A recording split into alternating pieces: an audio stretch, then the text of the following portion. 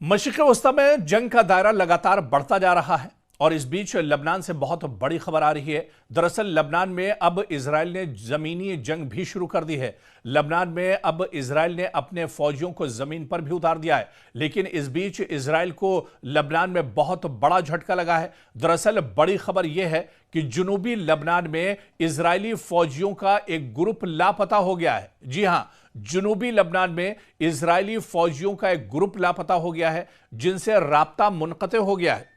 Israeli फौज ने इस वाक़े पर सख्त सेंसरशिप नाफिज कर रखी है और ऐसे में आपको बता दें कि जुनूबी लबनान के कस्बे नाकुरा में हिजबुल्लाह और इजरायली फौजियों के दरमियान ज़मीनी लड़ाई अब शदीद होती जा रही है और ऐसे में इजराइल को काफ़ी जानी और माली नुकसान उठाना पड़ रहा है।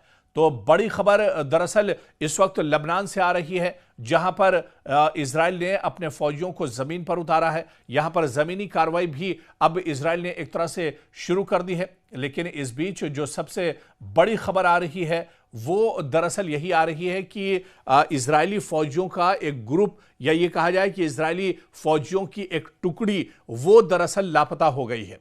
अभी तक इस टुकड़ी के बारे में, ये ग्रुप के बारे में ये नहीं पता चल पा रहा है कि आखिर ये कहां पर है। क्या हिजबुल्लाह ने इन्हें अपना बंधक बना लिया है? क्या हिजबुल्लाह ने इन पर हमला कर दिया है? ये मारे गए हैं या जिंदा है, या आखिर कहां पर है?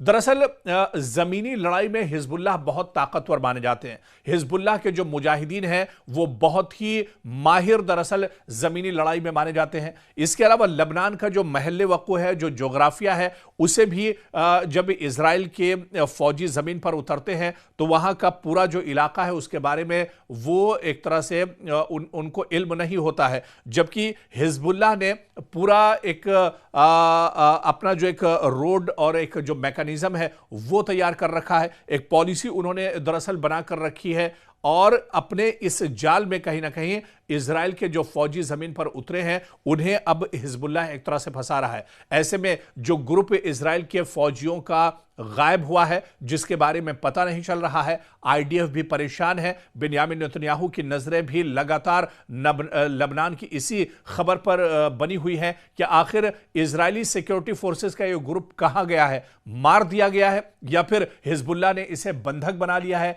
इन्हें कैदी बना लिया है। अब इस पर लगातार कार्रवाई की जा रही है। दरअसल अब यहां पर इजराइल कई महाज पर लड़ रहा है। एक तो लगातार एयर स्ट्राइक की जा रही लबनान के ऊपर। लबनान में जो अल-कास्मिया ब्रिज है, बहुत इंपॉर्टेंट ब्रिज माना जाता है, इजराइल ने इस ब्रिज को तबाह कर दिया है। लेकिन इसके बावजूद आप देखिए कि पूरी तरह से इजराइल कई तरह से हिजबुल्लाह पर हमले कर रहा है, लेकिन हिजबुल्लाह को इजराइल मिटा नहीं पा रहा है, हिजबुल्लाह को इजराइल नुकसान नहीं पहुंचा रहा है। और हिजबुल्लाह के मुजाहिदीन जो गोरिल्ला लड़ाई में बहुत माहिर माने जाते हैं, अब वो दरअसल इजराइल के फौजियों के लिए एक बड़ी मुसीबत बन गए हैं, एक बड़ी आफत बन गए हैं। दरअसल अचानक हिजबुल्लाह के मुजाहिदीन गोरिल्ला हमला करते हैं, अचानक उनकी तरफ से अटैक किया जाता है और ऐसे में जो इजरायली सिक्योरिटी फोर्सेस के जवान जमीन पर उतरकर कार्रवाई कर रहे हैं, उनकी परेशानी दरअसल लबनान के अंदर और ज्यादा बढ़ गई है। अब सबसे बड़ा जो टेंशन इजराइल के अंदर है,